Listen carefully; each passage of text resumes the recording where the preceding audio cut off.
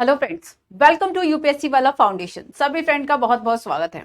आज की क्लास में हम बात करने वाले हैं, आपका जियोग्राफी का क्लास 6 चल रहा है, जिसमें कि हम देखेंगे major domains of the earth, है ना।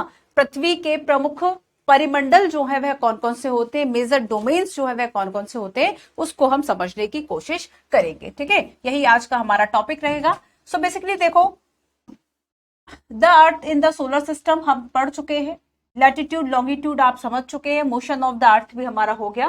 तो देखो, आज की क्लास में मैं पहले जो शॉर्ट चर्चा है वह थोड़ी सी करूंगी मैप की, कि आखिर मानचित्र जो है वह होते क्या है। क्योंकि इसमें बहुत ज्यादा ऐसा कुछ इंपॉर्टेंट नहीं है, लेकिन हाँ फिर भी हम इसको एक स्लाइड पर समझ लेंगे कि मैप आखिर है क्या, कितने तरह के होते हैं, और इसमें ई डायरेक्शंस जो है वह भी हम देख लेंगे। कल की क्लास में हम बात करेंगे major landforms of the earth, जैसे कि हम बात करते हैं कि जो प्लेट्यू है, माउंटेन्स है, ये लैंड फॉर्म्स क्या होते हैं, ये हम कल समझेंगे। एंड देन नेक्स्ट आपका क्लास होगा आवर कंट्री इंडिया, जिसमें इंडिया का एक थोड़ा सा फिजियोग्राफिक जो पार्ट है उसको समझते हुए क्लाइमेट एंड बाकी सारी जो चीजें हैं उसको समझेंगे। तो चलिए शुरू करते हैं। अच्छा, major domains of the earth, इसके पहले हम एक बार मैप पर बात कर ले, है ना। जो आपका इसमें चैप्टर नंबर 5 है, जिसमें मैप की बात की गई है। मानचित्र, मैप। ठीक है, चलो, मैप आखिर होता क्या है। मानचित्र आपने सुना तो होगा, मैप वर्ड, है ना। आप यूज भी करते होंगे ज्योग्राफी में। जब तक मैप को नहीं देखोगे चीजें समझ में नहीं आएंगी। तो मैप या मानचित्र हम देखते हैं कि अगर आपने अर्थ सरफेस का, है ना, अगर आपने अर्थ सरफेस का कोई इस तरीके से कोई मेजर किया है, आपने इसका कोई ड्राइंग किया है, आपने रिप्रेजेंट किया है, आपने स्केल पर चीजों को रखा है, देखा है, तो यहां पर यही चीजें जो है अब है आपके मैप में आती है। ठीक है, तो मैप मतलब क्या हुआ। मैप मतलब, मानचित्र मतलब, a map is a representation or a drawing. A map is a representation, is a representation or a drawing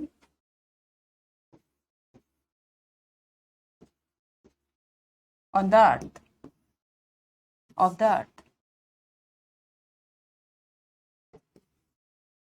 ठीक है, तो आपने एक तरह से एक रिप्रेजेंटेशन या फिर एक आपने ड्राइंग किया ऑन द अर्थ सरफेस। ठीक है, तो एक स्केल पर रखते हुए जब आपने चीजों को, जब आपने लोकेशंस को, जब आपने डायरेक्शंस को समझा, तो वही आपका क्या हो गया फ्रेंड्स, मैप हो गया।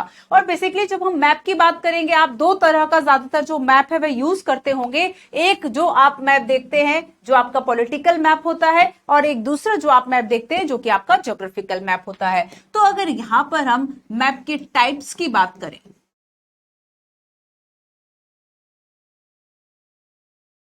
टाइप्स की बात करें, तो इसमें फर्स्ट टाइप आपका हो गया फिजिकल मैप, देख लें।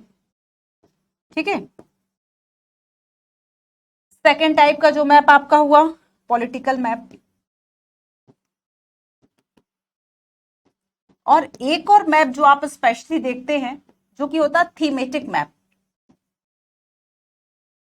जो कि होता है थीमेटिक मैप। ठीक है, तो अब देखो, फर्स्ट देखो कि अगर हम बात करें फिजिकल मैप की, तो फिजिकल मैप का मतलब क्या हुआ। जैसे कि आपको जो भी अर्थ के जो फीचर्स है, ठीक है, वो सारी चीजें आपको यहां पर दिखाई जा रही हैं। नेचुरल जो फीचर्स हैं, जो माउंटेन्स हैं, प्लेट्यू है, इन सभी का जब आप मैप तैयार करोगे उसको आप क्या कहोगे, फिजिकल मैप कहोगे। आप भौगोलिक एक तरह से मैप कहोगे। तो एक तरह से जो आपके नेचुरल रिसोर्सेज है, नेचुरल रिसोर्सेज, ठीक है, माउंटेन्स, प्लेट्यू, ऐसा मैप जिसमें ये सारी चीजें आई, ये सारी इकाइयां आपको बताई जाए। माउंटेन्स हैं, ठीक है, प्लेट्यूज हैं, रिवर्स हैं, ओशियंस हैं, नदियां हैं, महासागर है। तो ये सारी चीजें जिस मैप में दिखाया जाए उसे हम फिजिकल मैप कहेंगे। ठीक है, सेकंड देखो पॉलिटिकल मैप।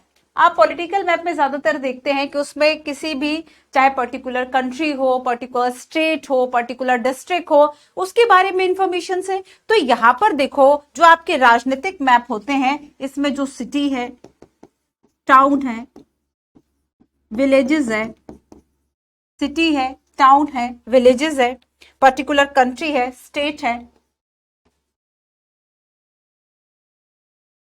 ठीक है, कंट्रीज की बात करें, स्टेट की बात करें, तो बेसिकली ये सब रहते हैं विद देयर बाउंड्रीज, अपनी अपनी सीमाओं के साथ, है ना, तो with their boundaries, with their boundaries. तो देखो बेसिकली जो फिजिकल मैप है इसको हम रिलीफ मैप भी कह देते हैं, इसको एक और किस नाम से जाना जाता है, relief map. Relief map that means उच्चावच मैप, है ना, उच्चावच। रिलीफ क्या होता है कि जैसे कि माउंटेन्स है या फिर हम ओशियंस की बात कर रहे हैं, तो बेसिकली यहाँ पर जो उच्चावच है, जो रिलीफ्स है, इनकी बात की जा रही है, तो रिलीफ मैप्स भी फिजिकल मैप को कहा जाता है। अब थीमेटिक जो मैप है वे क्या होते हैं, देखो थीम से समझ में आ रहा है कि किसी स्पेशल थीम है ना, जैसे हम अगर फॉरेस्ट की बात करें, फॉरेस्ट कवर की बात करें, आप ज्यादातर देखते हैं, जैसे कि मान लीजिए आप ट्रेवल कर रहे हैं, ठीक है, आपने अपनी लोकेशन देखी, तो ज्यादातर वो लोकेशन आपको रोड बेस दिखेगी, तो हम उसको क्या कहेंगे, वो फिजिकल मैप है, पॉलिटिकल मैप है, या फिर वो क्या है। तो यहाँ पर बेसिकली आपको जो लोकेशन है, सारी चीजें दिखे, एक तरह से थीम ही तो है। तो यहाँ पर थीमेटिक मैप वो होगा जो कि आपको स्पेसिफिक इंफॉर्मेशन देगा।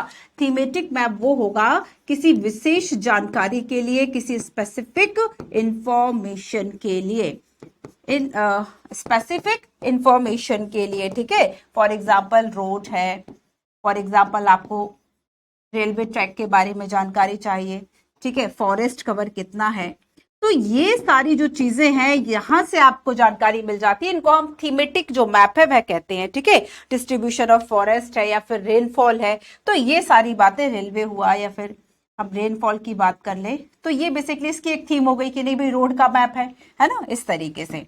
क्लियर हुआ इतना, तो ये हमने जाना मैप होता क्या है और मैप जो है वे कितने तरह के होते हैं। अब देखो एक और जो इंपॉर्टेंट पॉइंट्स है कि आप डायरेक्शंस जो है मैप में वह आप कैसे देखते हो, आप मैप में डायरेक्शंस कैसे देखते हैं, दिशा कैसे देखते हैं मैप में।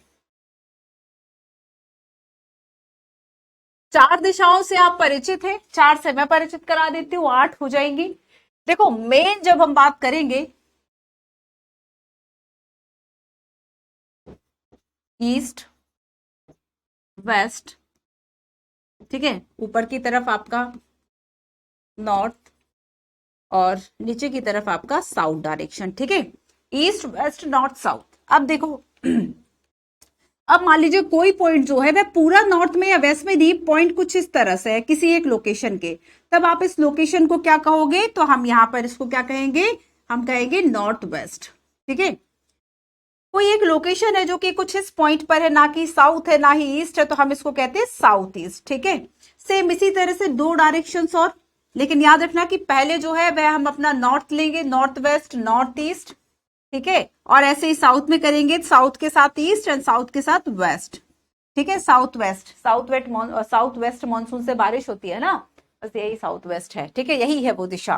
तो यहां पर बेसिकली हम किस तरीके से जो डायरेक्शन है वह किसी मैप में देखते हैं, पर्टिकुलर मैप में देखते हैं, जैसे कि हम मेजर डोमेन की बात करेंगे, ठीक है। जैसे कि अगर हम ये देखें कि साउथ अमेरिका है, साउथ अमेरिका के ईस्ट में, है ना, ईस्ट इसका क्या हुआ, नॉर्थ इसका क्या हुआ, साउथ क्या हुआ, वेस्ट क्या हुआ, तो इस तरीके से हम जो दिशाएं हैं वह किसी भी जगह की देखते हैं, डायरेक्शंस जो है वह पता लगाते हैं। क्लियर हुआ, क्लियर हुआ। तो हमने देखा कि मैप जो है वह आखिर है क्या, तो एक रिप्रेजेंटेशन से, बेसिकली एक रिप्रेजेंटेशन है, किसका किसका रिप्रेजेंटेशन है, या फिर ड्राइंग है किसका, पृथ्वी की सतह पर, है ना, आपने स्केल के माध्यम से आपने स्केल कर लिया चीजों को, तो ये आपका क्या हो गया, मैप हो गया, मानचित्र हो गया। साथ ही जब हमने टाइप्स की बात की तो बेसिकली 3 टाइप्स इसके हैं, ठीक है। एक तो हमने फिजिकल बात कर ली, प्राकृतिक या भौगोलिक कह ले, ठीक है, पॉलिटिकल राजनीतिक,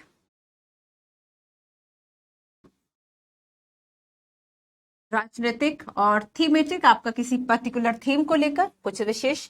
तो यहाँ पर इसमें स्पेसिफिक इंफॉर्मेशन थी, है ना, स्पेसिफिक यहाँ पर इंफॉर्मेशन होगी।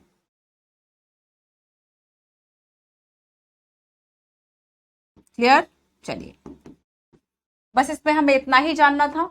इसके बाद आप डायरेक्शंस जो है ये भी समझ गए होंगे कि डायरेक्शंस हमें कहाँ कैसे देखना है किसी पर्टिकुलर मैप पर, और यहाँ पर आपको नॉर्थ साउथ ईस्ट वेस्ट, है ना, इसी के हिसाब से हम सारे जो डायरेक्शन है वह देखते हैं।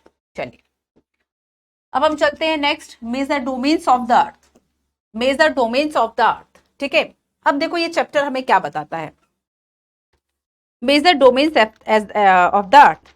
देखो लास्ट हम देख चुके हैं बेसिकली हमने ये बात नोटिस की कि जो आपका जो पृथ्वी है केवल यही जीवन है ना, जो अर्थ है केवल यहीं पर जीवन है, और यहाँ पर किस किस तरह के मुख्य जो मेजर डोमेन्स है वह पाए जाते हैं जिसकी वजह से जीवन है, इसको हम समझेंगे। तो बेसिकली हम देखते हैं कि जीवन के लिए आवश्यक जो है वह क्या होता है। जीवन के लिए अगर आपसे कोई पूछे कि आपके लिए ज्यादा जरूरी क्या है, ठीक है, आप वो बात अलग कि आप दार्शनिक हो रहे हैं या फिर कुछ और बात सोच रहे हैं, तब आप कुछ और सोचोगे, लेकिन बेसिकली आप कहेंगे कि जैसे जमीन है, ठीक है, वाटर है, लैंड है, वाटर है, एयर है, ये ज्यादातर आपके जीवन के लिए जरूरी होती है, ठीक है।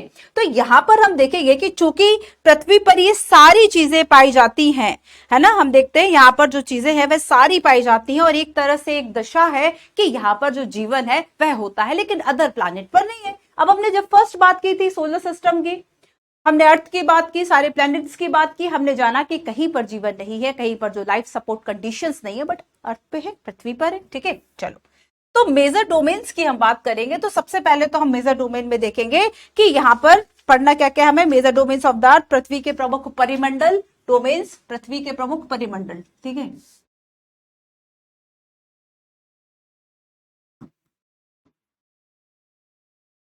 फर्स्ट देखो इसमें, फर्स्ट है लिथोस्फीयर। फर्स्ट है यहां पर मेजर डोमेन में लिथोस्फीयर, ठीक है। लिथोस्फीयर भूमंडल हम इसको कह सकते हैं। फर्स्ट आपका क्या हो गया, लिथोस्फीयर हो गया, ठीक है। समझेंगे कि ये क्या है और इसमें क्या क्या जो है वह शामिल होगा। सेकंड हम कहेंगे जलमंडल, हाइड्रोस्फीयर।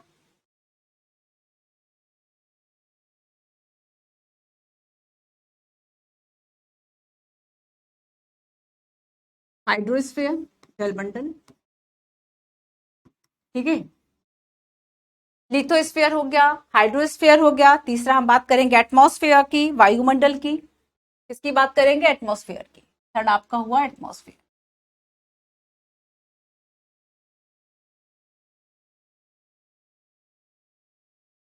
वायुमंडल।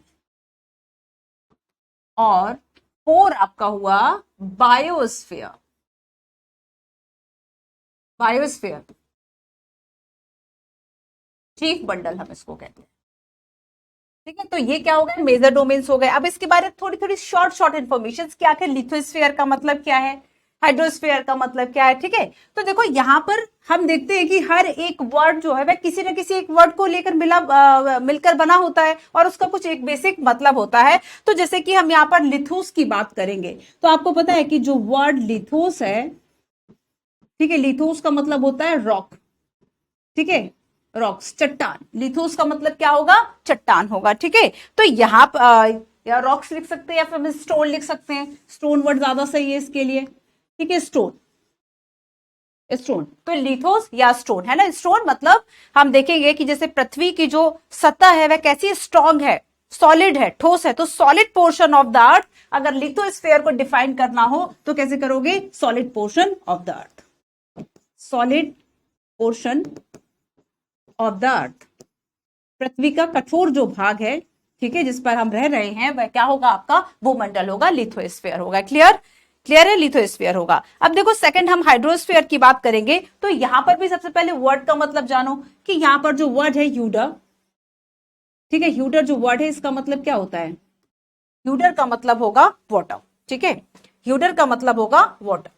अब यहां पर नेक्स्ट है कि हम देखते हैं कि जो हमारी पृथ्वी है वह ज्यादातर किससे कवर है, क्यों इसको ब्लू प्लैनेट कहा जाता है, इसको नीला ग्रह क्यों कहा जाता है, क्योंकि हम देखेंगे कि लगभग इसका 75% जो पार्ट है वह किससे कवर है, वाटर से कवर है। So water cover a very big area of the earth surface, ठीक है, water cover a very big area of the earth surface.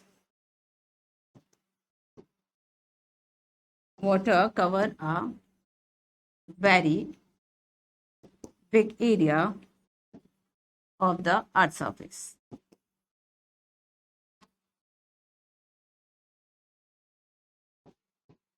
और यही आपका क्या हुआ, वह भाग जो जल से एक तरह से ढका हुआ है, कवर है पृथ्वी का, उसे हम क्या कहेंगे? जलमंडल कहेंगे, हाइड्रोस्फीयर कहेंगे। अब आ जाते हैं एटमॉस्फेयर की। एटमॉस्फेयर पर देखो, यहां पर एटमॉस का मतलब क्या होगा? आगे का अगर हम केवल एटमॉस की बात करें ना, एटमॉस वर्ड, एटमॉस वर्ड का मतलब होगा वाटर वेपर, जल वाष्प। इसका मतलब क्या होगा? एटमॉस का वाटर वेपर, जल वाष्प। ठीक है। सो यहां पर देखो, अगर हम देखें कि पृथ्वी के चारों तरफ है ना, अर्थ के चारों तरफ एक जो लेयर होती है गैसेस की, अर्थ के चारों तरफ जो गैसेस की लेयर होती है, हम कहते हैं पृथ्वी जो है वह चारों तरफ से क्या है? घिरी हुई है गैसेस से, और उसे ही हम एटमॉस्फेयर कह रहे हैं। तो यहां पर एटमॉस्फेयर क्या है? The gases layer that surround the earth, the gases layer that surround the earth, वही आपका एटमॉस्फेयर हुआ। The gases layers, the gases layers that surround the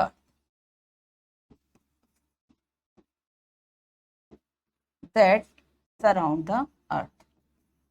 ठीक है, ये आपका क्या हुआ? एटमॉस्फेयर हुआ। एंड देन लास्ट हम देखेंगे बायोस्फीयर, है ना। तो यहां पर देखो, बायोस का मतलब क्या है? BIOS। बायोस का मतलब होता है लाइफ, यानी जीवन। मतलब ऐसा डोमेन जहां पर लाइफ सपोर्ट जो है वह चीजें हैं और लाइफ वहां पे सर्वाइव कर सकती है। तो बायोस्फीयर क्या हुआ? Where we find land, water and air together. यहां पर बायोस्फीयर का मतलब क्या हुआ? Where we find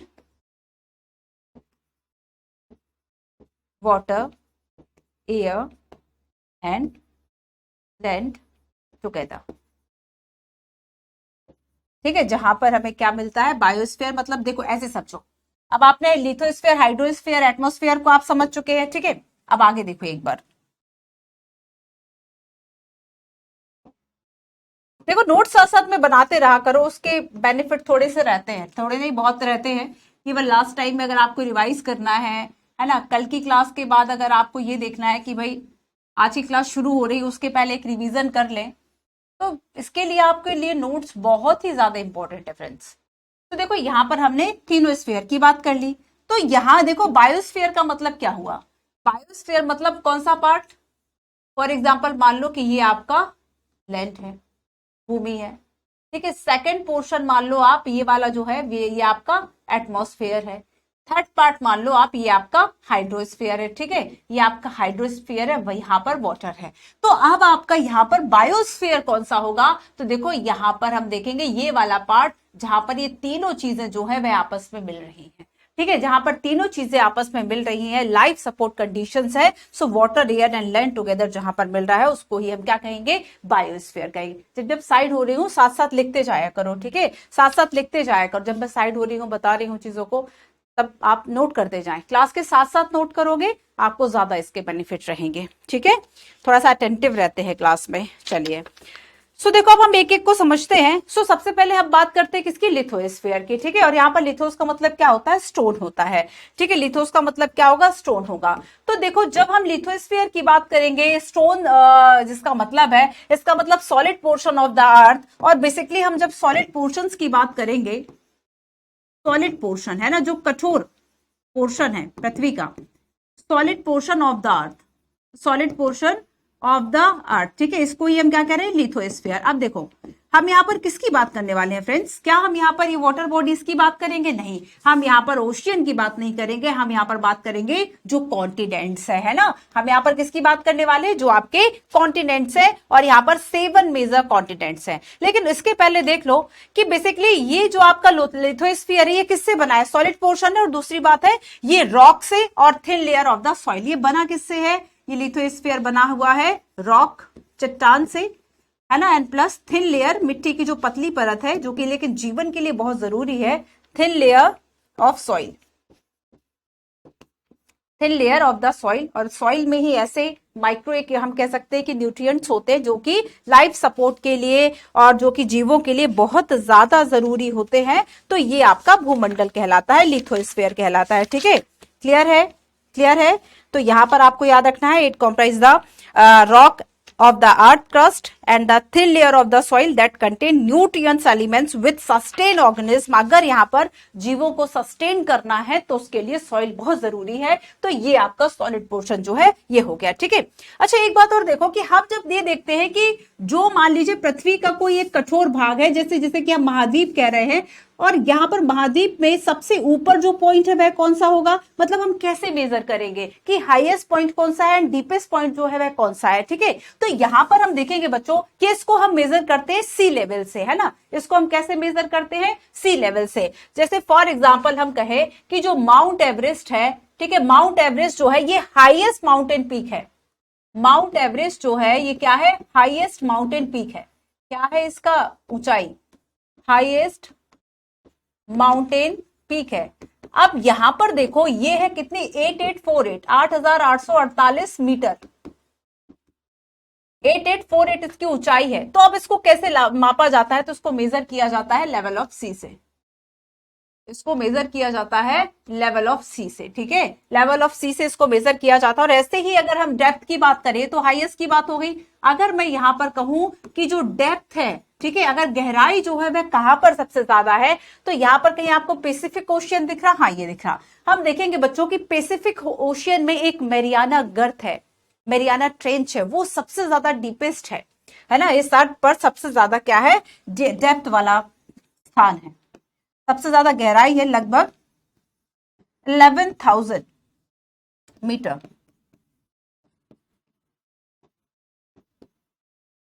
Mariana trench, ठीक है ये। और ये कहां पर है, पैसिफिक ओशियन में है ये वाला पार्ट। तो यहां पर हमने माउंट एवरेस्ट की बात कर ली और हमने ये भी देखा कि दोनों का ये जो ऊंचाई एंड डेप्थ हाईएस्ट पॉइंट है और डेप्थ है, इसको कैसे मेजर किया जा रहा है, सी लेवल से मेजर किया जा रहा है। क्लियर। अब देखो आगे हम देखेंगे कि कॉन्टिनेंट्स, बेसिकली कॉन्टिनेंट्स जो है वे सेवन मेजर कॉन्टिनेंट्स है, ठीक है। तो यहां पर हम क्या करते हैं कि बेसिकली पूरी जो पृथ्वी का जो अर्थ सरफेस है इसे हम दो भागों में बांट लेते हैं। अर्थ सरफेस को हम दो भागों में, मतलब मेजर डिवीजन जो है अर्थ सरफेस का हम यहाँ पर 2 कर सकते हैं। जैसे कि फर्स्ट हम कहें कि जो लार्ज लैंड मासेज है उसको हम कॉन्टिनेंट्स कहेंगे, ठीक है। यहाँ पर हम क्या कह रहे हैं कि जो सबसे ज्यादा जो स्थलीय भूभाग है जो काफी बड़े बड़े, उसको हम क्या कहेंगे, कॉन्टिनेंट्स कहेंगे, महाद्वीप कहेंगे। और जो यहाँ पर आपको ये वाटर बॉडीज दिख रही हैं, जो बड़े जलाशय आपको दिख रहे हैं, जो वाटर बॉडीज है यूज, इसको हम क्या कहेंगे, ओशियन, है ना, उसको हम कहेंगे महासागर। क्लियर है, क्लियर है, इतना क्लियर है आपको। अब देखो, अब हम चलते हैं कि इस पे एक एक करके हम सारे जो ये कॉन्टिनेंट्स है इसकी बात करते हैं। तो सबसे फर्स्ट अगर हम देखें एशिया, सबसे फर्स्ट अगर हम बात करें एशिया की, सबसे बड़ा कॉन्टिनेंट है एशिया, ठीक है, सबसे बड़ा कॉन्टिनेंट है एशिया, ध्यान रखना। और एशिया के बाद सेकंड लार्जेस्ट कॉन्टिनेंट कौन सा होगा आपका, तो सेकंड लार्जेस्ट आपका अफ्रीका है, ठीक है। सेकंड लार्जेस्ट जो कॉन्टिनेंट है वह आपका कौन सा है, अफ्रीका है। दिखाई दे रहा है, चलो लिख भी देती हूँ, ठीक है। तो यहां पर अगर हम देखें कि हम जो 7 मेजर कॉन्टिनेंटल जो है, जो कि सेपरेटेड है लार्ज वाटर बॉडी से, एशिया है, यूरोप है, अफ्रीका है, नॉर्थ अमेरिका है, साउथ अमेरिका है, ठीक है। नॉर्थ अमेरिका है और साउथ अमेरिका है। इसके अलावा देखो आपका ऑस्ट्रेलिया है, ये रहा आपका ऑस्ट्रेलिया, ये आपका ऑस्ट्रेलिया एंड अंटार्कटिका, ठीक है। तो ये आपके 7 मेजर जो कॉन्टिनेंट्स पार्ट है ये हो गए। क्लियर है। अब देखो फर्स्ट हमने देखा एशिया है, सेकंड लार्जेस्ट जो है वो अफ्रीका है। एक एक करके कुछ इंफॉर्मेशन मैं आपको बताती हूँ इनके बारे में। जैसे कि सबसे पहले हम एशिया की बात करते हैं। देखो आप ये एशिया रहा बच्चों, इंडिया किस में आएगा, एशिया में आएगा, है ना यहाँ पर। तो यहाँ पर देखो ये एशिया रहा, जो येलो वाला आपको पोर्शन दिख रहा है ये एशिया है। अब देखो इस पोर्शन को जरा ध्यान से देखना, यूरोप तो साथ में जुड़ा हुआ है, ऐसा तो कुछ है नहीं कि यूरोप अलग से है, जैसे कि यहाँ पर नॉर्थ अमेरिका अलग है, साउथ अमेरिका अलग है। तो बेसिकली देखो एशिया और यूरोप इन दोनों का जो पार्ट है इसको कंबाइंड रूप से, जानते हो क्या वर्ड दिया जाता है, यूरेशिया। इसको कंबाइंड रूप से जो वर्ड दिया जाता है वह क्या है, यूरेशिया। यूरेशिया जो वर्ड है ये दिया जाता है। तो यूरेशिया में कौन कौन से कॉन्टिनेंट्स आएंगे, यूरोप आएगा एंड एशिया आएगा, ठीक है। और बेसिकली ये जो है एक यूराल माउंटेन के द्वारा, किस माउंटेन के द्वारा, यूराल पर्वत, यूराल जो माउंटेन है इसके द्वारा एक दूसरे से यहां पर अलग हो गया है, ठीक है। क्लियर है। अब देखो तो एक क्वेश्चन तो यही हो गया। सो 1/3 टोटल लैंड एरिया की अगर हम बात करें, ये किसने कवर किया है? एशिया ने। एशिया जो है 1/3 टोटल एरिया। एशिया इतना बड़ा कॉन्टिनेंट है, ठीक है। और एक बात और याद रखो, आपको पता है इंडिया इसका पार्ट है एशिया का, ठीक है। इसमें आपको ट्रॉपिक ऑफ कैंसर दिख रही है। ट्रॉपिक ऑफ कैंसर मतलब क्या, समझ में आ रहा है? ट्रॉपिक ऑफ कैंसर देखो आप पहले समझ चुके हो, मतलब आपका 23.5 डिग्री का जो नॉर्थ लैटिट्यूड है, जो अक्षांश है आपका 23.5 डिग्री का, इसे ट्रॉपिक ऑफ कैंसर, इसे कर्क रेखा कहा जाता है ना। और ये किससे होकर गुजर रही है? एशिया से होकर गुजर रही है, ठीक है। अब मैं आपके लिए क्वेश्चन मार्क लगा देती हूँ, आपको ये देखना है, ये छांटना है कि एशिया के कितने देशों से, किन किन देशों से जो ट्रॉपिक ऑफ कैंसर है वह पास होता है, ठीक है। सो ये था आपका।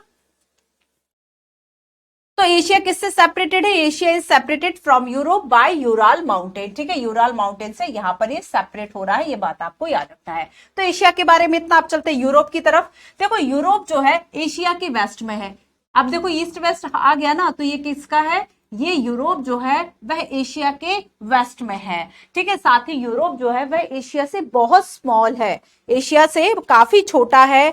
सो यूरोप की बात करेंगे is much smaller than Asia, ठीक है। और साथ में ये वेस्ट टू एशिया है। और देखो अगर हम ये कहें कि यहां से होकर कौन सा एक लैटिट्यूड इंपॉर्टेंट जो है वह गुजरता है, तो बच्चों यहां पर है आपका 60 डिग्री, मतलब आपका जो 66 डिग्री का आर्कटिक जो सर्कल है, 60 यूरोप से होकर क्या गुजरता है? जो आपका आर्कटिक सर्कल है, आर्कटिक वृत्त है।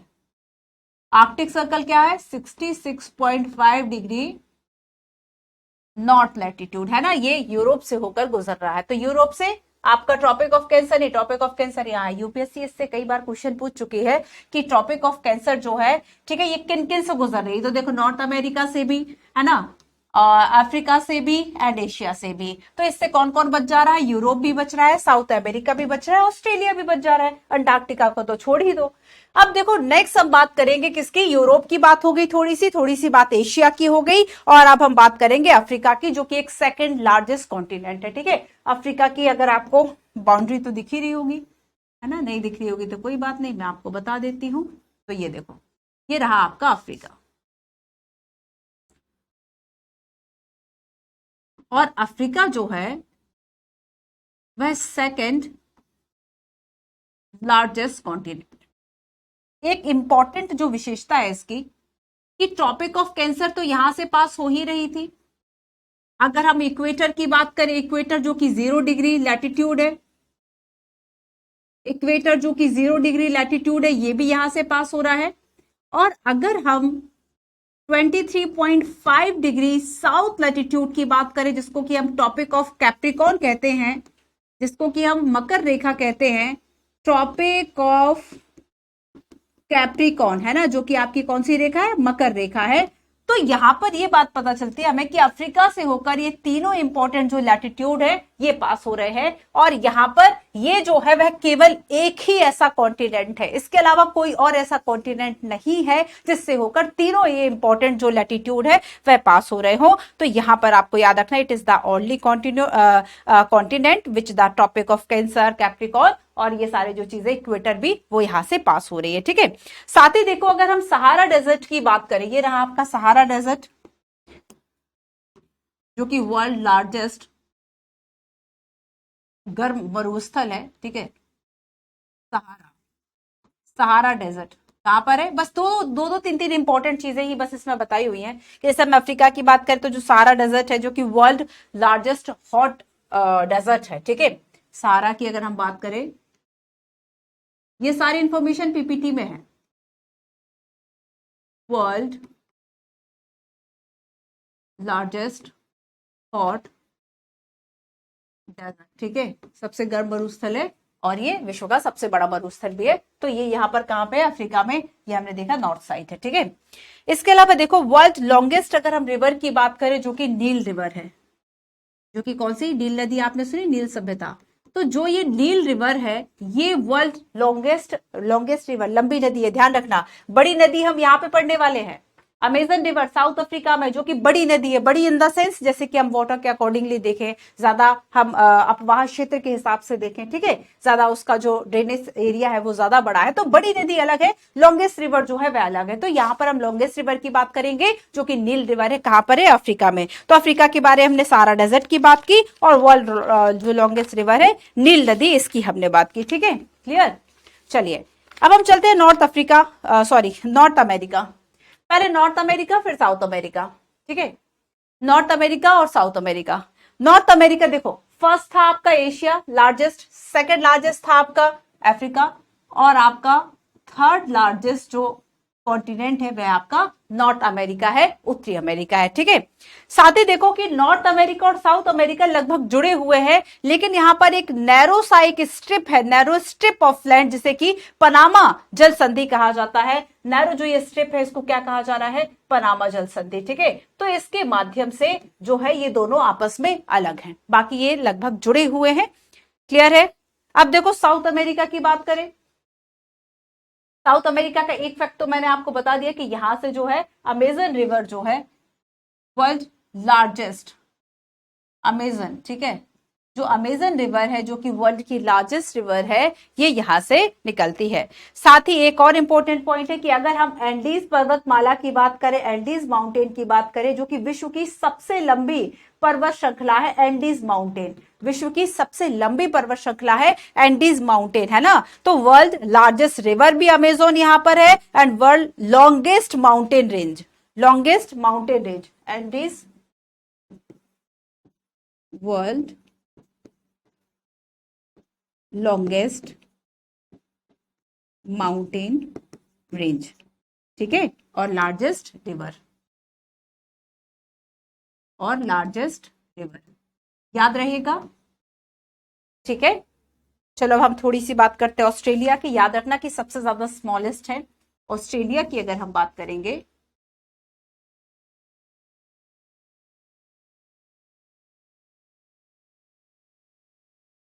ठीक है, तो ऑस्ट्रेलिया जो है ये सबसे छोटा महाद्वीप है, एंड इसको चूंकि चारों तरफ से ये पानी में घिरा हुआ है, इसलिए इसको आइलैंड कॉन्टिनेंट भी कहा जाता है, आइलैंड कॉन्टिनेंट भी कहा जाता है, और सबसे ज्यादा स्मॉलेस्ट है ना, सबसे ज्यादा स्मॉलेस्ट है। इसके अलावा हम बात करेंगे तो हमारे 1 2 3 4 5 हो गए, अब 6 आपका बचता है अंटार्कटिका, ठीक है। तो देखो अंटार्कटिका की अगर हम बात करेंगे, आपको यहाँ पर व्हाइट कलर दिख रहा होगा इस मैप में, तो चूंकि ये आपको याद रखना है कि एक तो साउथ हेमिस्फीयर में है, दक्षिणी ध्रुव में है, और it is permanent cover with the thick ice sheet, तो ये बर्फ की छत्र से ढका हुआ होता है, बर्फ की शील्ड से, है ना। तो ये क्या है? ये कवर्ड रहता है, इट इज परमानेंट कवर,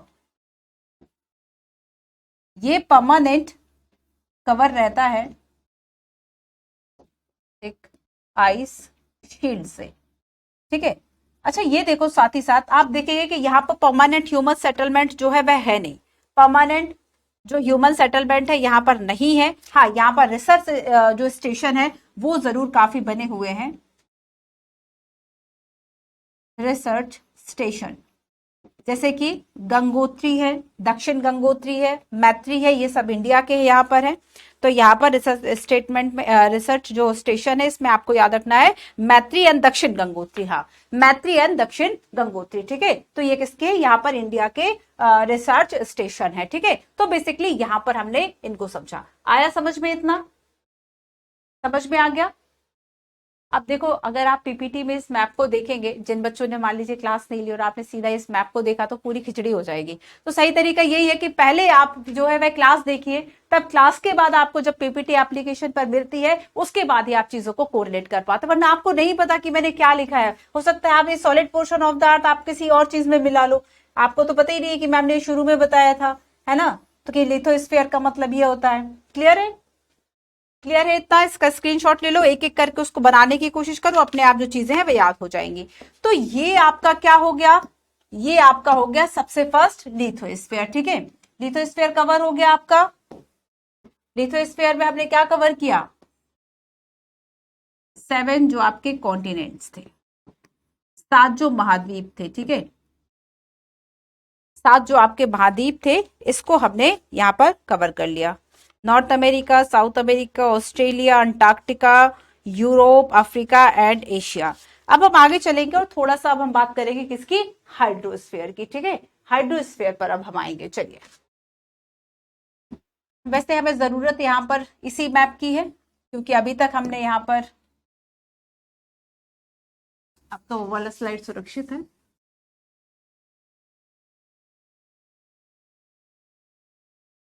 ठीक है, अभी तक हम यहाँ पे सॉलिड पोर्शन की बात करेंगे, बट अब हम बात करने वाले हैं हाइड्रोस्फीयर में यहाँ पर किसकी, वाटर बॉडीज की। अब देखो, अब एक एक करके वाटर बॉडीज को देखें। सो लिथोस्फीयर का मतलब क्या है, सॉरी, अब हम हाइड्रोस्फीयर पर आ गए। ठीक है, हाइड्रोस्फीयर, हाइड्रोस्फीयर का मतलब हुआ जो हमारी वाटर बॉडीज है। ठीक है, साथ ही हम देखेंगे कि 71% जो एक तरह से पोर्शन है, 71% जो सरफेस है, ये कवर्ड किससे है, विथ वाटर। 71% अगर हम बात करें तो ये वाटर से कवर है, अर्थ का ये जो पार्ट है ना। और यही एक कारण है कि 71% चूंकि ढका हुआ है पानी से, इसलिए हम अर्थ को क्या कहते हैं, ब्लू प्लैनेट कहते हैं। ठीक है, हम क्या कहते हैं, नीला ग्रह कहते हैं, ब्लू प्लैनेट, नीला ग्रह कहते हैं अर्थ को, क्योंकि ये 71% से भी ज्यादा कवर्ड है पानी से। और यहाँ पर जो हमने अभी लिथोस्फीयर की बात की थी वह केवल 29% है। तो यहाँ पर जो 29% है ना, यही आपका सरफेस ऐसा है, मतलब ऑस्ट्रेलिया हुआ, एशिया, मतलब जो भी आपके कॉन्टिनेंट्स है, अगर हम इसका परसेंटेज देखें है ना, तो यहाँ पर देखो 29% आपका भूमि है, स्थल मंडल है, स्थल है, और आपका जो वाटर बॉडीज है वो 71% है। क्लियर हुआ इतना। अब आगे देखो कि अगर हम हाइड्रोस्फीयर देखें तो हाइड्रोस्फीयर में क्या क्या काउंट होगा, क्या केवल ओशियंस इसमें आएंगे, नहीं। तो यहां पर देखो, यूपीएससी ने यहां से क्वेश्चन भी पूछा था, तो हाइड्रोस्फीयर में, ठीक है, ओशियन, वाटर बॉडीज तो डेफिनेटली आएंगे, रिवर है, आपकी जो नदियां हैं, जो लेक है, ठीक है, झील है, जो ग्लेशियर्स हैं जो जमे हुए हैं, ठीक है, जो आपके आइस ग्लेशियर्स हैं ये भी इसमें आएंगे, अंडरग्राउंड वाटर इसमें आएगा, अंडरग्राउंड वाटर, ठीक है, वेपर भी इवन इसमें आएगा। आपको लगेगा कि ये शायद बहुत छोटी बात है, अगर ये छोटी बात होती तो यूपीएससी ना पूछता। यहाँ पर आगे हम देखेंगे क्लास 9 में जो है इसके कुछ कॉन्सेप्ट जो है वे अपडेटेड है, वहां पर हम एक बार फिर से ये सारे जो डोमेन्स है वह पढ़ने वाले हैं, major domains of the earth है ना, वहां पर भी हम एक बार पढ़ने वाले, बट उन सब में क्या होगा, थोड़ा सा जो इसकी इन्फॉर्मेशन है वह थोड़ी सी डेप्थ हो जाएगी उसमें, है ना। और हम देखेंगे कि यूपीएससी ने क्वेश्चन पूछा कि हाइड्रोस्फीयर में क्या क्या शामिल होगा, क्या वेपर शामिल होगा, क्या रिवर शामिल होगा, लेक शामिल होगा। और हाँ, एक और क्वेश्चन जो पूछा था कि अगर हम इन वाटर बॉडीज की बात करें तो अगर हम इसको एक डिसेंडिंग या असेंडिंग ऑर्डर में जमाएं तो कितने परसेंट कहां पर वाटर अवेलेबल है, उसके अकॉर्डिंगली आपको इसका एक जो ऑर्डर है वह जमाना था, है ना। तो यहाँ पर सबसे ज्यादा जो वाटर है वह कहां अवेलेबल है, तो ये एक परसेंटेज हम देखेंगे कि एक ये जो पूरा टेबल है ये बना हुआ है आपके एनसीईआरटी में, वहीं से क्वेश्चन था। ठीक है, क्लियर हुआ इतना। तो यहाँ पर मेन हमने पढ़ लिया कि हाइड्रोस्फीयर जो है इसका मतलब क्या हो गया कि ऐसा जल मंडल भी हमने देखा कि इसका मतलब है कि 70% जो पार्ट है इस पर जल है, 29% पर स्थल है, और ये जल जो है, वाटर जो है, वे सभी फॉर्म्स में अवेलेबल है इंडिया में, sorry, not only for India, पूरे अगर हम अर्थ की बात करें तो सभी फॉर्म्स में अवेलेबल है, चाहे वेपर हो और चाहे ओशियंस हो, ये सभी किस में आएगा, ये सभी आपका जल मंडल में आ जाएगा। ठीक है, क्लियर है। अब देखो आगे एक और पॉइंट जो मैं आपको बताती हूँ बच्चों, कि चूंकि यहां पर हम देख रहे हैं कि 71% से भी ज्यादा जो पार्ट है अर्थ का वह कवर है वाटर से, लेकिन इसके बाद भी हम देखेंगे कि इतना ज्यादा सलाइन वाटर है, इतनी ज्यादा सैलिनिटी है ओशियन वाटर में कि ये ह्यूमन के एक तरह से यूज के लिए बिल्कुल भी नहीं है, आप इसका यूज नहीं कर सकते। ठीक है, तो यहां पर हम देखेंगे कि चूंकि ओशियन में कितना 97% जो मतलब टोटल 100% अगर हम वाटर की बात करें तो 97% तो यहाँ पर ओशियंस में ही है, महासागरों में ही है। और महासागरों का जो जल है, ओशियन का जो जल है, आपको याद रखना है कि ये जो है ये काम का नहीं रहता। ठीक है, उसके पीछे कारण है कि बहुत ही ज्यादा इसमें जो सैलिनिटी है वो बहुत ज्यादा है। ठीक है, बहुत ज्यादा इसमें सैलिनिटी है और इसी वजह से ये हमारे काम का नहीं है, और इसलिए जो वाटर स्ट्रेस है वह होता है।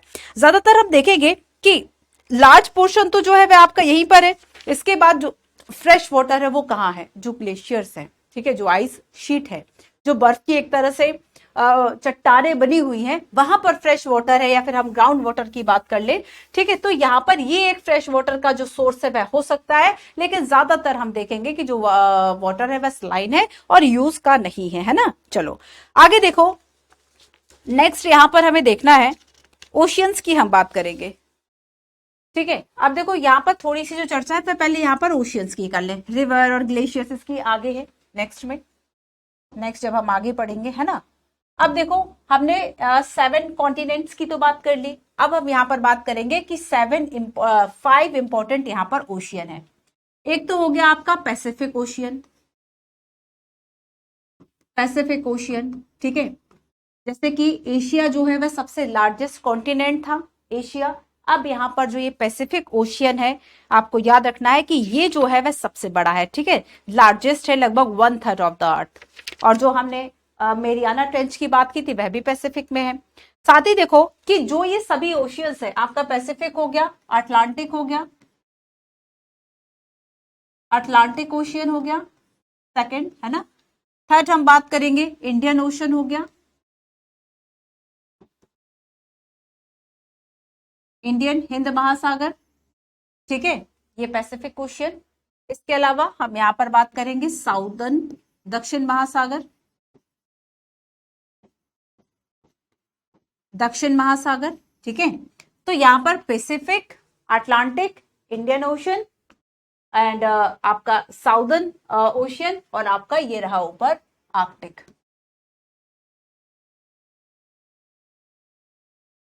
ठीक है, आर्कटिक ओशियन। तो यहाँ पर 5 इंपॉर्टेंट ओशियन हो गए।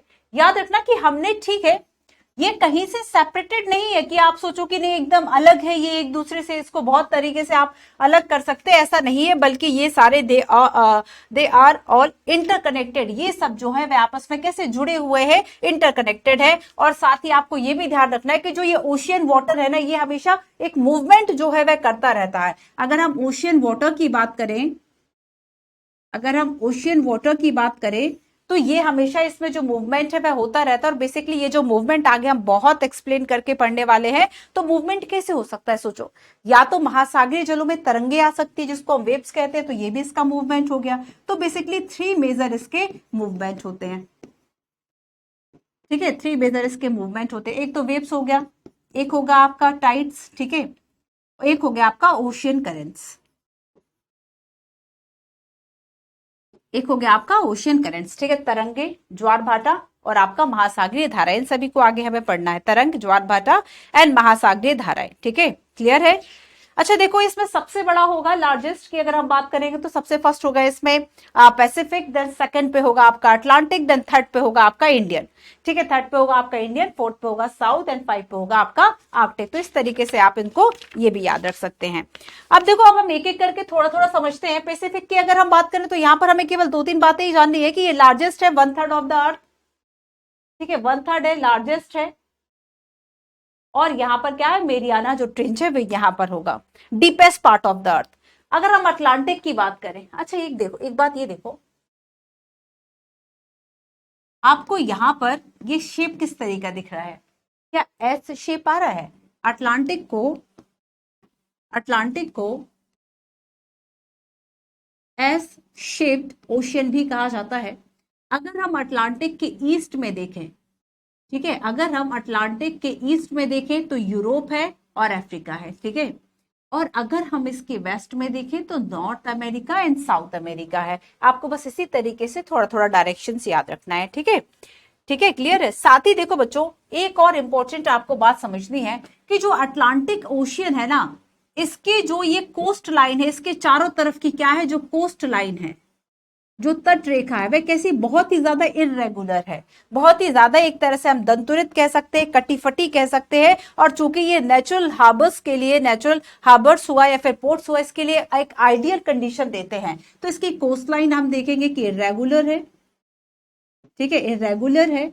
और इसका ये जो इरेगुलर होना, कटा-फटा होना, ये क्या है, एक आइडियल कंडीशन देता है, एक आइडियल कंडीशन देता है अगर हम नेचुरल हार्बर्स की बात करें, प्राकृतिक पोताश्रय की बात करें, हिंदी में यही वर्ड आएगा, और या फिर हम पोर्ट्स की बात करें, तो यहाँ पर अगर ये क्वेश्चन आता है कि यहाँ पर ये जो ओशियन, फॉर एग्जांपल आप देखेंगे यूपीएससी क्वेश्चन पूछता है कि उसने एक सेंटेंस आपको दे दिया और वो सेंटेंस लिखा है मान लीजिए अटलांटिक के बारे में कि इसके पूर्व की तरफ ईस्ट में इसके ईस्टर्न साइड यूरोप है एंड वेस्टर्न साइड जो है वह साउथ अमेरिका है, एंड साथ में इसकी जो कोस्ट लाइन है वह इरेगुलर है, और एक आइडियल जो कंडीशन है वह पोर्ट के लिए नेचुरल हार्बर्स के लिए देती है। तो ये किसके बारे में जो है एक तरीके से सेंटेंस है, तो यहां पर ये क्या होगा, अटलांटिक। ठीक है, और ये एस शेप्ड भी है, ये भी आपको याद रखना है। साथ ही देखो अगर हम यहाँ पर इंडियन ओशियन की बात करेंगे तो जो इंडियन ओशियन है ये केवल एकमात्र ऐसा ओशियन है जो किसी देश के नाम के आधार पर, किसी देश के आधार पर इसका नाम पड़ा। तो ये आपका रहा इंडिया, है ना। तो यहां पर इंडिया के साउथ में ये आपका क्या हुआ, हिंद महासागर, है ना। ये आपका क्या है, इंडियन ओशन है। क्लियर, ये आपका क्या है, इंडियन ओशन है।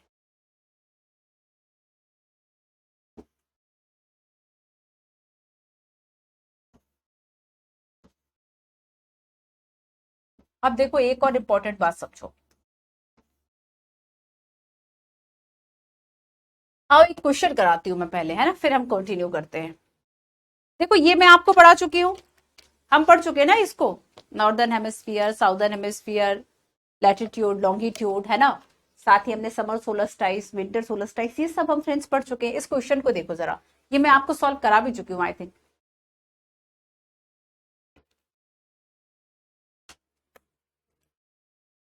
इन the northern hemisphere the longest day of the year normally occurs in the, अगर हम ये कहें कि उत्तरी गोलार्ध में वर्ष का सबसे लंबा दिन कब होगा, first half of the month of June, second half of the month of June, first half of the month of June. हमने यहाँ पर समर सोलस्टाइस को पढ़ा था, रिवीजन भी जरूरी है भाई। हमने यहाँ पर समर सोलस्टाइस को पढ़ा था, ठीक है। और आपका ये जो ग्रीष्मायनांत था, ग्रीष्मायनांत है ना, समर सोलस्टाइस को हिंदी में क्या कहा, ग्रीष्मायनांत। तो ये क्या था, ये 21 जून था। ये क्या था, 21 जून था। तो आप 21 जून को क्या कहोगे, फर्स्ट, सेकंड, थर्ड हाफ, या फिर क्या कहोगे इसको। जुलाई तो देखो हट गया, अब आपका जून ही बचा, तो इसका जो दूसरा पखवाड़ा है यानी second half of the month of June, यही होगा कि नॉर्दर्न हेमिस्फीयर में लॉन्गेस्ट डे होगा, ठीक है, शॉर्टेस्ट नाइट होगी। तो ग्रीष्मायनांत है 21 जून, ठीक है। चलिए ओके, एक क्वेश्चन देखो, ये 2021 में पूछा गया था। आगे मैं इस क्वेश्चन को सॉल्व कराऊंगी, यहां मैं केवल आपको क्वेश्चन को दिखा रही हूँ, परेशान नहीं होना है। अगर मैं ज्योग्राफी आपको करा रही हूँ तो सारे क्वेश्चंस मैं आपको कराती जाऊंगी। क्लास 6 में इसलिए ज्यादा क्वेश्चन ले रही हूँ क्योंकि बहुत बेसिक कॉन्सेप्ट है। अभी आप केवल इन कॉन्सेप्ट को सीखो, इन सभी कॉन्सेप्ट का आगे एडवांस आएगा, है ना। उन सभी एडवांस कॉन्सेप्ट में हम चीजों को समझ लेंगे। यहां मैं अगर क्वेश्चन सॉल्व कराऊंगी तो मैं आपको एडवांस पोर्शन भी बता दूंगी। मैं क्यों नहीं करवा रही, मैं आपको बता दूं, क्योंकि कुछ बच्चों को लग सकता है, एक स्टूडेंट ने शायद कमेंट भी किया था, आपको ये भी पता चल जाएगा कि आपके कमेंट्स जो है वे टीचर पढ़ते हैं कि या मैम आप अभी इसमें एमसीक्यू नहीं ले रहे। उसके पीछे रीजन है कि इसमें ज्योग्राफी में देखो थोड़े से टर्म्स ऐसे होते हैं कि अगर आपको एक टर्म भी उसमें समझ में नहीं आया, फिर एडवांस टर्म है, तो आपसे क्वेश्चन नहीं होगा। तो इसलिए जब हम आगे करेंगे इन सेम क्वेश्चंस को, सेम टॉपिक्स को, तब वहां पर हम इसको सॉल्व करते चलेंगे। With reference to the water on the planet earth consider the following statement. हो सकता है कुछ बच्चों को ये क्वेश्चन आंसर आ भी जाए। The amount of water in the river and lake is more than the amount of ground water. नदियों और झीलों में जो जल की मात्रा है वह भूजल से ज्यादा है। ये वही क्वेश्चन है जो मैं आपको बता रही हूं कि एक जो टेबल है, आई थिंक 9 के एनसीईआरटी में, 11 के एनसीईआरटी में एक टेबल बना हुआ है, एक बॉक्स, वहां से क्वेश्चन था। Second, the amount of water in polar ice cap glaciers is more than the amount of ground water.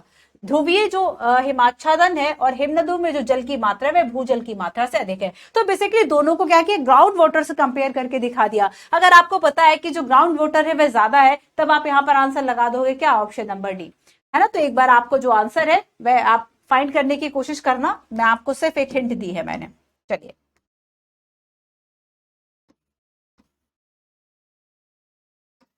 और आपको पढ़ना है बच्चों, इसलिए मैंने यहाँ पर आपको ये सारी जो कॉन्टिनेंट्स हैं जो मैंने आपको बताए वो सारी चीजें इसमें लिखी हुई हैं कि आपको किसी भी तरह से परेशानी ना हो। और ऐसे बच्चे जो कि पीडीएफ पर डिपेंडेंट है, आप अपनी बुक अगर नहीं रखे तो पीडीएफ से भी आपका सारा रिवीजन हो जाएगा, क्योंकि आप समझ आपने यहां से लिया है ना, major domains of the earth, सारी जो डेफिनेशन है बाकी चीजें हैं वो आपको यहाँ से पढ़ लेनी है, ठीक है। चलो, मेजर डोमेन्स की हमने बात की, हमने लिथोस्फीयर को समझा, हमने हाइड्रोस्फीयर को समझा, अब हम एटमॉस्फेयर की बात करेंगे, ठीक है। अब हम किसकी बात करते हैं? एटमॉस्फेयर की बात करेंगे, वायुमंडल की बात करेंगे, ठीक है। तो अभी तक देखो हमने इंपॉर्टेंट देख लिया कि भाई एक अर्थ पर ज्यादा इंपॉर्टेंट क्या है, आपके वाटर बॉडीज थे, हमने वो भी देख लिए है ना, जो सॉलिड पोर्शन थे, जो कॉन्टिनेंट्स थे 7, हमने वो भी देख लिए। अब आगे जब हम एटमॉस्फेयर की बात करेंगे, वायुमंडल है ना, जिसमें हम सांस ले रहे हैं, हम इस वायुमंडल की अब चर्चा करते हैं, ठीक है। The earth is surrounded by a layer of gases, ठीक है। ये हम सबको पता है कि जो हमें चारों तरफ से एक तरह से घेरे हुए है, the atmosphere is a blanket of air that surround the planet like a blanket and protect a biosphere from the destructive effect of sun rays. कि अगर हम ये देखें कि सूर्य से है ना, जो जैसे कि आप अल्ट्रावायलेट रेज की बात करते हैं, जो किरणें आती है, उससे हमें प्रोटेक्ट करता है ये वायुमंडल, है ना। जैसे कि हमें बार बार चिंता क्यों रहती है कि जो आपका ओजोन लेयर है इसमें छेद हो रहा है, ठीक है। अगर हम ओजोन लेयर की बात करेंगे तो ओजोन लेयर में जहां भी इस तरह का छेद होगा, वहां से क्या होगा कि जो अल्ट्रावायलेट किरणें हैं, ठीक है, जो अल्ट्रावायलेट किरणें हैं, ये चूंकि हानिकारक होती हैं ह्यूमंस के लिए, तो यहाँ पर ये जो है वह धरती पर आ जाएंगी। इस वजह से हम ओजोन के प्रोटेक्शन की बात करते हैं। अच्छा, कमेंट करके ये बताओ कि ओजोन लेयर के प्रोटेक्शन को लेकर कौन सा एक कन्वेंशन या समझौता किया गया है, ठीक है। सो एटमॉस्फेयर ये हो गया। साथ ही देखो, अगर हम ये देखें कि ये पृथ्वी की सतह से लेके कहां तक है, तो बेसिकली इसकी जो ऊंचाई हम कहें लगभग 1600 किलोमीटर तक है, 1600, है ना, लगभग 1600 किलोमीटर, लगभग 1600 किलोमीटर तक इसकी जो हाइट है वह है, ठीक है। साथ ही देखो ये सेपरेटेड है, ये अलग अलग है, इसकी जो लेयर्स है वह अलग अलग है, सेपरेटेड है, इसकी 5 लेयर्स है। अब देखो 5 लेयर्स कौन कौन सी हैं। सबसे पहली है आपकी ट्रोपोस्फियर, है ना, जिसको कि आप शोभ मंडल कहते हैं। और ये जो शोभ मंडल है ना, ज्यादातर आप जो मौसमी परिवर्तन देखते हैं वो सारे मौसमी परिवर्तन आपके ट्रोपोस्फियर में ही होते हैं, ठीक है। फिर सेकंड हम बात करेंगे स्ट्रेटोस्फियर की। स्ट्रेटोस्फियर समताप मंडल, यहां पर ज्यादा चेंज नहीं होते हैं टेम्परेचर एंड बाकी सब में, इसलिए इसको समताप मंडल कहा जाता है। थर्ड हम कहेंगे मेसोस्फियर, मेसोस्फियर, मेसोस्फियर यानी कि मध्य मंडल। और फोर्थ हम कहेंगे थर्मोस्फियर, थर्मोस्फियर आयन मंडल, आयन मंडल। और लास्ट है आपका एक्सोस्फियर बहिर्मंडल, एक्सोस्फियर यानी आपका बहिर्मंडल, ठीक है। तो 5 तरह से बेसिकली इसके जो कंपोनेंट्स हैं, है ना, इसका जो कंपोजिशंस है, इसका जो टेम्परेचर है, इसके आधार पर हमने यहाँ पर कैसे डिवाइड किया गया है, हमने इसे 5 जो लेयर्स है इसमें हमने इसको सेपरेट किया, इसमें हमने डिवाइड किया, ठीक है। अब देखो, अगर हम ये तो हमने देख ली लेयर्स की बात कर लिया, अब हम यहाँ पर ये नहीं देख रहे कि इसमें इसकी क्या क्या विशेषता है, उसको हम ज्यादा नहीं समझते हैं। हम ये देखते हैं कि अगर हम एटमॉस्फेयर की बात करेंगे तो एटमॉस्फेयर में गैसेस भी होती हैं, ठीक है। अब देखो यहाँ पर जो इंपॉर्टेंट या फिर मेजर गैसेस की बात करें तो ये तो 2 होंगी, है ना, 2 गैसेस, जिसमें कि फर्स्ट होगा आपका नाइट्रोजन और सेकंड होगा आपका ऑक्सीजन, ठीक है। फर्स्ट होगा आपका नाइट्रोजन, फर्स्ट होगा आपका नाइट्रोजन जो कि लगभग 78% है। कितने परसेंट है? 78% है। और सेकंड हम बात करेंगे नाइट्रोजन की, ठीक है, जो कि सॉरी ऑक्सीजन की, जो कि 21% है, ठीक है। अब देखो, जब नाइट्रोजन की बात करेंगे, नाइट्रोजन की जब हम बात करेंगे जो कि 78% है, एक पॉइंट इसके साथ याद रख लो कि बेसिकली ये किसके लिए जरूरी है, ये ग्रोथ, ये वृद्धि के लिए जरूरी है, जो भी लिविंग थिंग्स है, ग्रोथ ऑफ लिविंग ऑर्गेनिज्म्स, है ना, लिविंग, जो जीवित प्राणी हैं उन सभी के ग्रोथ के लिए, उन सभी के ग्रोथ के लिए बहुत जरूरी है नाइट्रोजन, जो कि 78% है। अब अगर यहां पर हम ऑक्सीजन की बात करें, ऑक्सीजन जो कि 21% है, ऑक्सीजन जो कि 21% है ना। और ऑक्सीजन क्यों इंपॉर्टेंट है? ये हमारे सांस लेने के लिए हमें बहुत जरूरी है, हमारे जीवन के लिए बहुत जरूरी है, तो बेसिकली ये ब्रीथ ऑफ लाइफ के लिए बहुत जरूरी है, ठीक है। तो यहाँ पर ये ऑक्सीजन हो गया। अब देखो, अगर हम CO2 की बात करें, इसके अलावा हम देखेंगे कि 28% ऑक्सीजन है, 17% नाइट्रोजन है। और अदर गैसेस की बात करें, जैसे कि हम CO2 की बात करें, ठीक है, CO2 है, आर्गन है, ये सब कितनी है? 1% है। CO2 की बात करें, आर्गन गैस की बात करें, ठीक है, जो ये गैसेस है ये कितनी है? ये 1% है केवल, ये केवल कितनी है 1% है। अब देखो, चूंकि आप सोचेंगे कि इतना 1% उसके बाद भी कैसे CO2 जो है वह बार बार, अगर हम हीट की बात करें कि जो अर्थ हीट हो रही है, पृथ्वी गर्म हो रही है, उसके पीछे CO2 कहाँ था, तो CO2 क्यों इंपॉर्टेंट है? CO2 इंपॉर्टेंट है, इंपॉर्टेंट इसलिए है बिकॉज ऑफ ये एब्जॉर्ब करती है हीट को एंड रेडिएट करती है ना, रेडिएट बाय द अर्थ। तो यहाँ पर ये उसको रोक रही है जो कि पृथ्वी के द्वारा वापस किया जा रहा है सूर्य का ताप। तो यहाँ पर जो आपका CO2 है, ये आपके, हम कहेंगे कि ये हीट के लिए एक तरह से ऊर्जा के लिए, ऊष्मा के लिए ज्यादा जिम्मेदार होती है। ठीक है, सो हमने देखा इसमें कि इसमें 5 लेयर्स होती हैं, और यहाँ पर एटमॉस्फेयर का मतलब ये हो सकता है कि एयर का एक ब्लैंकेट है जो कि चारों तरफ से हमें घेरे हुए है, तो ये आपका हुआ एटमॉस्फेयर। ठीक है, 5 लेयर्स हमने देखा, composition, temperature and other properties के आधार पर, troposphere, stratosphere, mesosphere, thermosphere and exosphere. Clear है? ठीक है, अच्छा एक बात और समझ लो, अगर हम ये कहें कि जो डेंसिटी है एयर की, है ना, जो एयर की डेंसिटी है, क्या ये ऊपर जाते जाते बढ़ेगी या कम होगी? अगर हम ये देखें कि जो जितना एयर, अब इस चीज को समझो, जितना एयर यहां पे है, ठीक है, जितना एयर यहां पे है, क्या इतना ही सेम एयर ऊपर तक होगा, या फिर इसके जो डेंसिटी है, इसका जो घनत्व है, उसमें कुछ चेंजेस होंगे? तो डेफिनेटली याद रखना फ्रेंड्स कि जो ज्यादातर हम कहें कि एक भारी गैसेस होती है वो ज्यादातर नीचे रहती है, ठीक है, और इसके बाद हल्की गैसेस ऊपर होती हैं, और यहां पर जो आपकी डेंसिटी है, ये एयर डेंसिटी ऊपर जाते जाते कैसे हो जाएगी, डिक्रीज हो जाएगी।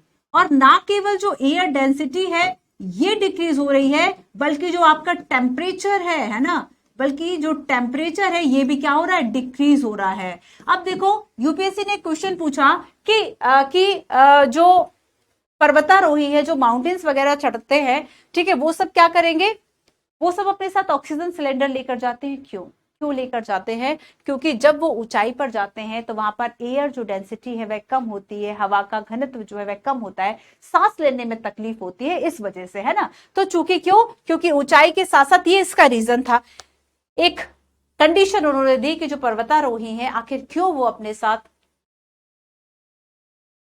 ऑक्सीजन का जो सिलेंडर है वह लेकर जाते हैं। क्यों? क्योंकि जैसे जैसे वो ऊंचाई पर जाएंगे वैसे वैसे क्या होगा, जो डेंसिटी है वो डिक्रीज होगी, है ना। ठीक है, डेंसिटी डिक्रीज होगी, और हाँ, टेम्परेचर डिक्रीज होगा। जैसे हम ये कहें कि आप ज्यादातर चाहे ऋषिकेश जाओ घूमने या फिर इस तरह के हिल स्टेशन क्यों जाते हैं, अगर ब्रिटिशर्स के द्वारा भी आप कसौली सुनेंगे या फिर उत्तराखंड में धर्मशाला सुनेंगे, उन्होंने एक तरह से एडमिनिस्ट्रेटिव के केंद्र बनाए थे। ऐसा क्यों किया था?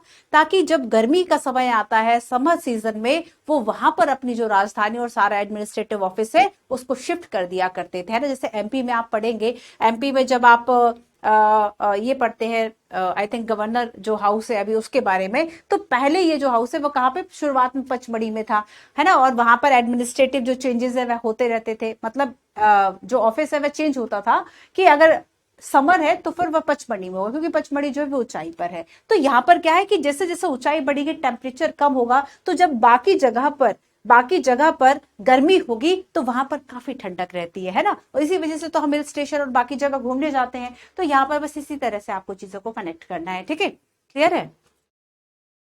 तो टेम्परेचर भी डिक्रीज हुआ, एंड जो डेंसिटी है इसका स्क्रीनशॉट ले लो, साथ साथ समझते रहो। अब हम चलते हैं, एटमॉस्फेयर भी हो गया, इसमें इतना ही समझना था हमें। अब हम चलते हैं बायोस्फीयर।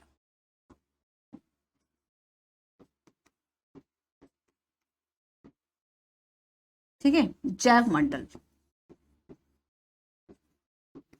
हमने जाना कि जो बायोस्फीयर है वह कौन सा पार्ट होगा, बायोस्फीयर जो है वह कौन सा पार्ट होगा?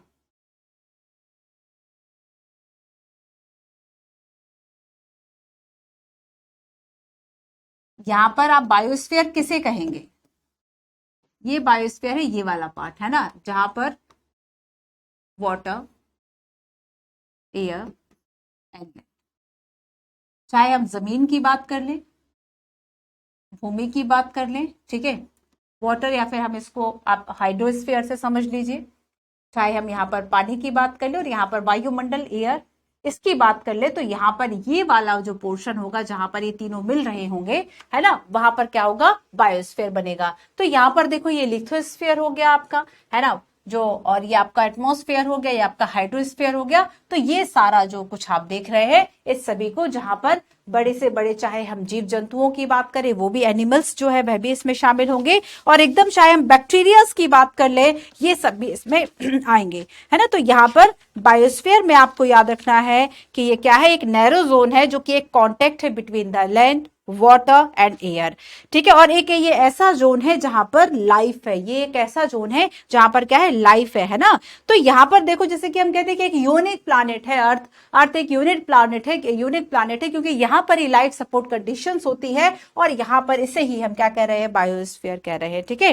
तो यहां पर चाहे हम बहुत बड़े साइज की बात कर ले कि जो एनिमल्स है वो भी इसमें आएंगे इसका, और जो आपके माइक्रोरोब्स है, बैक्टीरिया की बात करेंगे, फिर ह्यूज ममल्स की बात करेंगे, तो जो भी लिविंग ऑर्गेनिज्म है वो इसमें शामिल हो जाएंगे, ठीक है। तो ये आपका जैव मंडल हो गया। तो बेसिकली इस चैप्टर में आपको ज्यादा कुछ नहीं बताया, हाँ बस यही बताया कि भाई लिथोस्फीयर है जो कि सॉलिड पोर्शन है, हाइड्रोस्फीयर है जो कि वाटर कवर पार्ट है, ठीक है, एटमॉस्फेयर है जिसमें कि हमने गैसेस वाला जो पार्ट है वह समझा, और बायोस्फीयर है, और यहाँ पर क्वेश्चंस कैसे आते हैं उसको भी हमने समझा। याद रखना बायोस्फीयर से जो क्वेश्चन आया था वो थोड़ा सा आपका 2022 में 2022 का, अगर आप यूपीएससी पीटी की बात करेंगे तो एक क्वेश्चन आया था जिसमें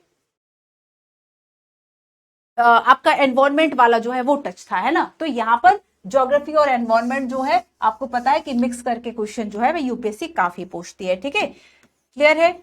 चलिए ये क्वेश्चन तो छोड़ देते हैं, एटमॉस्फेयर का है लेकिन थोड़ा सा ज्यादा इसमें क्लाउड वगैरह भी, तो आगे हम देखेंगे, है ना, लेकिन पीपीटी में आपको दे दूंगी, आप देख लेना, क्लियर है। बाकी देखो आपको सारे जो इसमें पॉइंट्स इंपॉर्टेंट वो सारे लिखे हुए हैं, इसको आप पढ़ लेंगे। तो शुरुआत में हमने मैप की बात कर ली, और मैप के बाद हमने मेजर डोमेन्स की बात कर ली। अब देखो कल बात हम करने वाले मेजर लैंडफॉर्म्स यानी स्थल मंडल, ठीक है, मेजर लैंडफॉर्म्स यानी स्थल मंडल, जिसमें कि हम माउंटेन, प्लेटू ये कैसे बने, कहाँ कहाँ पर है, किस तरीके से, उन सब की जो चर्चा है वह करेंगे, क्लियर है। बाकी जब आपका रिवीजन होगा, अगर आपको ऐसा लगता है कि कुछ छूट गया है, कोई कॉन्सेप्ट आपसे मिस हो गया है, तो आप जरूर पूछ सकते हैं, ठीक है। चलिए तो आज की क्लास में इतना ही, थैंक यू सो मच।